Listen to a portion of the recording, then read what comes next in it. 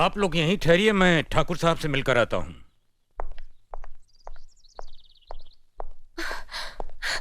Daddy, daddy. कैसी हो बेटी? What a pleasant surprise! आने की खबर भी नहीं की।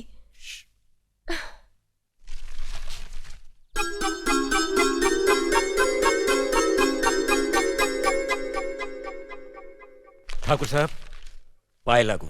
समधी जी, आप अचानक यहाँ कैसे? तशरीफ रखिए, बैठिए ना।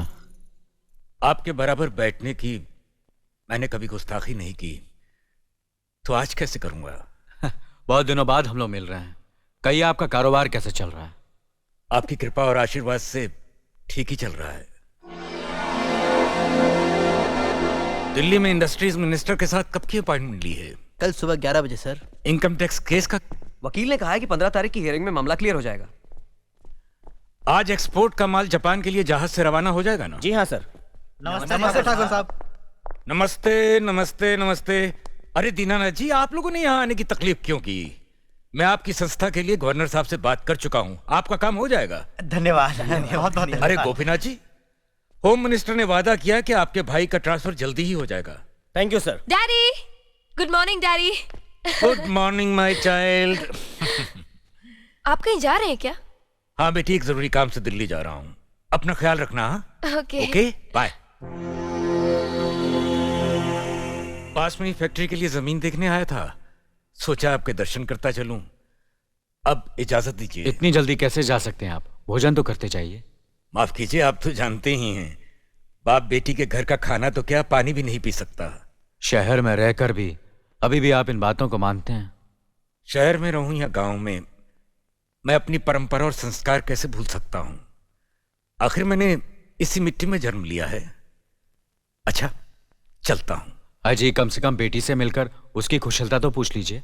ये क्या कह रहे हैं आप? मैं इतना ओछा नहीं हूं कि अपनी बेटी की कुशलता पूछकर आपका अपमान करूं। ठाकुर साहब, ये तो मेरी बेटी का सौभाग्य है कि वो इस मंदिर जैसे पवित्र घर में बहू बनकर आई, और फिर आपकी छत्र छाया में तो वो कुशल हो गई ही। राम राम। राम राम।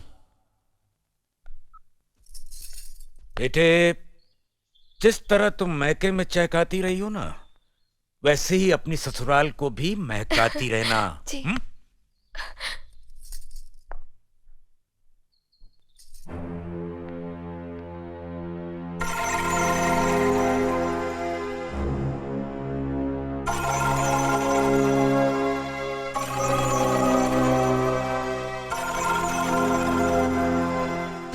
आप तो उम्र में बड़े हैं ना, किससे किस तरह की बात की जाती है, इतनी तमीज तो आपको आनी चाहिए। Minded, minded, minded. बड़े भाई, मुझे माफ कर दीजिए। क्या हुआ? मुझे माफ कर दीजिए। ये क्या कर रही हो? अपने पापों का प्रायश्चित कर रही हूँ। मैंने आप जैसे देवता का अपमान किया है, आपका दिल दुखा है, मुझे माफ कर दीजिए बड़े भैया, मुझे माफ कर दीजिए, मुझे माफ कर दीजिए। लक्ष्मी, मुझे माफ कर दीजिए बड़े भैया, बड़े भैया मुझे माफ कर दीजिए। मुझ पर तरस खाकर मुझे माफ कर दीजिए बड़े चलो भैया। उठो, तुम्हें ऐसे नहीं बैठना चाहिए, मुझे माफ इससे कर बच्चे पर असर पड़ेगा बेटे। मैं आपकी भी दोषी हूँ दीदी। आपने जेठानी की जगह माँ बनकर मेरी गलतियों को बर्दाश्त किया, और मैं अब भागन आपकी बेटी न बन सकी। मुझे माफ कर दीजिए दीदी, मुझे माफ कर दीजिए। अब चुप भी हो जाओ। तो हमने कब तुम्हारी बात का बुरा माना? हाँ, अगली रोते नहीं, रोते नहीं।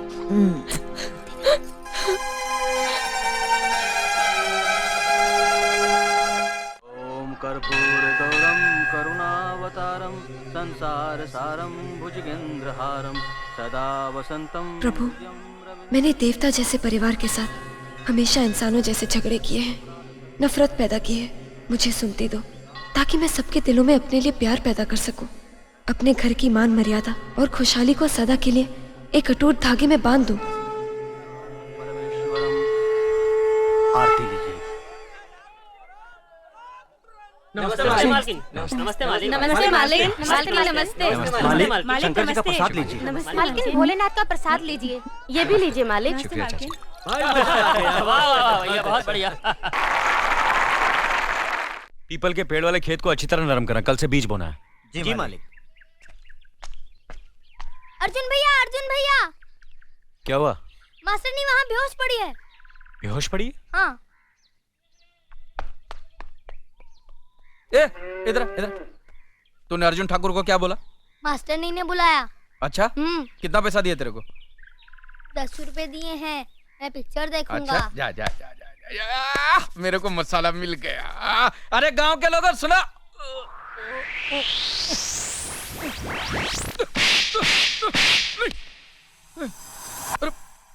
अरे बाप रे, मैंने कुछ सुना ही नहीं है, मैंने कुछ बोला ही नहीं है, मैंने कुछ देखा ही नहीं है। मैं गांधी जी का 3 बंदर हूँ, मैं कुछ जानता ही नहीं हूँ, जानता ही नहीं हूँ, जानता ही। मास्टर नहीं,